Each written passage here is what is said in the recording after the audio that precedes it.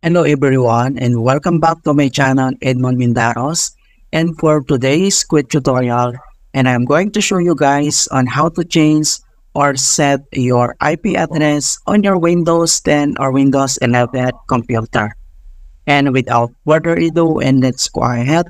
So all you have to do is to open up on a search menu, and then kailangan mo lang i-type dito yung control panel, and then click mo lang dito yung open. And then dito sa control panel, dito lang sa right side, ay kailangan mo lang i-click tong arrow na yan. And then select mo lang dito yung category. And then next step ay kailangan mo lang i-select dito yung network and internet. So click mo lang yan.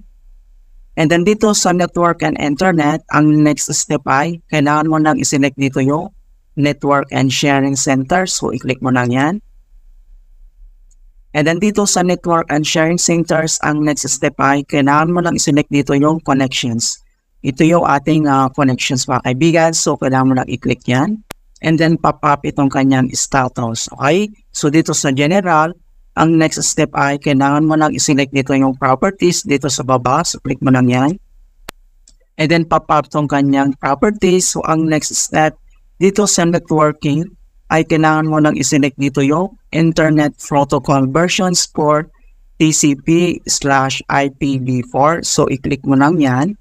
And then next step ay kailangan mo lang i-select dito yung properties dito sa baba. So, i-click mo lang yan.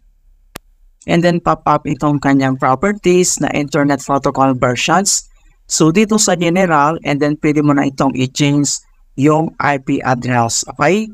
So, obtain an IP address automatically, or the other options, obtain DNS server address automatically. So, pwede kang mag-select dito sa dalawa, okay?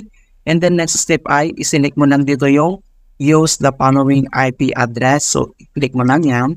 And then, pwede mo na itong i-change mga kaibigan dito sa IP address. And then dito sa box, ay pwede mo na itong palitan mga kaibigan.